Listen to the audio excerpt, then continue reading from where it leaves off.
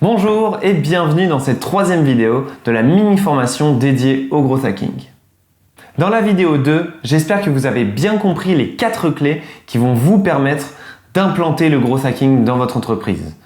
La culture de l'échec qui va vous permettre de lancer beaucoup de tests, le data-driven marketing qui va vous permettre de mesurer vos actions, l'indépendance qui va permettre à vos équipes de growth hacking d'avoir la main sur votre produit et sur votre branding, et la créativité qui va vous permettre d'aller toujours plus loin et d'atteindre l'innovation. Dans cette vidéo, on va construire ensemble votre stratégie de growth hacking et ça va passer par la schématisation du funnel ARRR pour votre business. Et votre mission, ça va être de suivre ces 3 étapes. La première étape, ça va être d'analyser votre produit en schématisant votre funnel ARRR. La seconde, ça va être de lancer vos premiers tests. Et la troisième, ça va être d'analyser les résultats de ces tests et de les optimiser pour en avoir des encore meilleurs. Alors ça fait 3 vidéos que vous m'entendez parler du funnel ARRR, mais concrètement c'est quoi? C'est un entonnoir de conversion qui va schématiser votre expérience client. Et en plus, ce que vous allez découvrir, c'est qu'il est construit sur la base de la psychologie de l'acheteur, de la psychologie de votre client. Alors pour que ça soit plus clair pour vous et que vous puissiez vraiment le faire pour votre entreprise, je vais vous demander de recopier sur une feuille blanche le funnel ARRR qui est ici.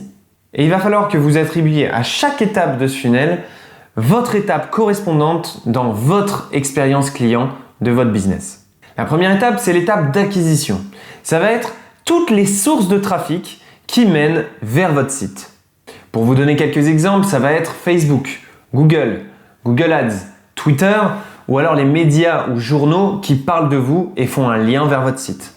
Alors vous allez mettre chacune de vos sources de trafic dans une bulle au-dessus de votre étape d'acquisition. Et c'est cette étape-là qui va faire que vous allez acquérir des visiteurs sur votre site web. Alors les 2 questions à vous poser, ça va être d'où viennent mes visiteurs et où est-ce que je peux aller trouver plus de visiteurs qualifiés. La seconde étape, c'est l'étape d'activation. Et ça va représenter toutes les actions que font vos visiteurs sur votre site. Par exemple, ça peut être des call to action qui vont faire que vos visiteurs vont voir d'autres pages de votre site. Ça peut être aussi des contenus à télécharger gratuitement. Ou alors, une inscription à la newsletter qui va faire que vous allez récupérer leur email pour pouvoir les contacter. Mais aussi, si vous faites du B2B, ça peut être tout simplement votre formulaire de contact ou votre call to action vers un devis gratuit, par exemple. Alors la question à vous poser, ça va être comment créer des actions de la part de mon visiteur. Ensuite, vous avez l'étape de revenu. Le revenu, ça va être le moment précis où vous gagnez de l'argent, où votre prospect devient client. Si on prend l'exemple d'un site e-commerce, ça va être l'étape du tunnel de commande qui va faire déclencher un achat. Si vous êtes dans le B2B, ça va être le travail de vos commerciaux qui va optimiser votre revenu.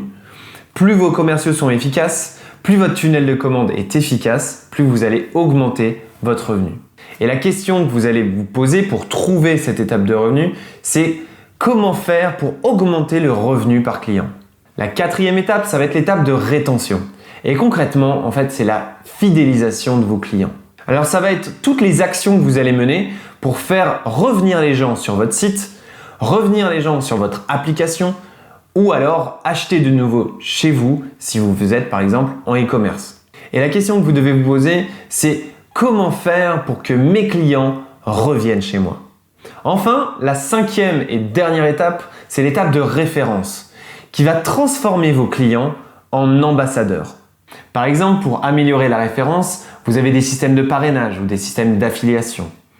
Et la question que vous devez vous poser, c'est quel outil je peux mettre en place pour faciliter le partage de ma solution entre mes clients et tout leur entourage. Une fois que vous avez schématisé ces 5 étapes, vous vous retrouvez avec une version ultra simplifiée de votre business. Et ça va vous aider stratégiquement à mettre en place des actions beaucoup plus performantes. Parce que chaque action que vous allez mettre en place va servir à optimiser une de ces étapes. Et en augmentant le taux de conversion de chacune de ces étapes, il vous suffira d'augmenter votre budget d'acquisition et vous aurez plus de personnes qui feront de la promotion de vos produits à l'étape de référence. Et c'est ce processus-là, optimisé sur le moyen et le long terme, qui va vous permettre de construire votre croissance. Alors maintenant que vous avez effectué cette première étape, c'est-à-dire l'analyse de votre produit, en schématisant votre funnel ARRR, il va falloir passer à la seconde étape, c'est lancer vos premiers tests. Alors ce que vous allez faire, c'est brainstormer avec vos équipes pour lister et prioriser tous les tests que vous voulez lancer à chacune des étapes du funnel ARRR. Et chacune de vos actions doit être liée à un objectif marketing et liée à un outil de tracking, un KPI, pour mesurer ses performances.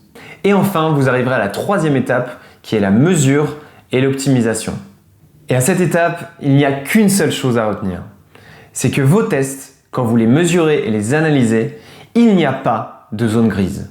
C'est noir ou c'est blanc. C'est un échec ou c'est une réussite. Ne perdez surtout pas votre temps à mettre en place des actions qui fonctionnent moyennement. Ne mettez en place que celles qui fonctionnent réellement.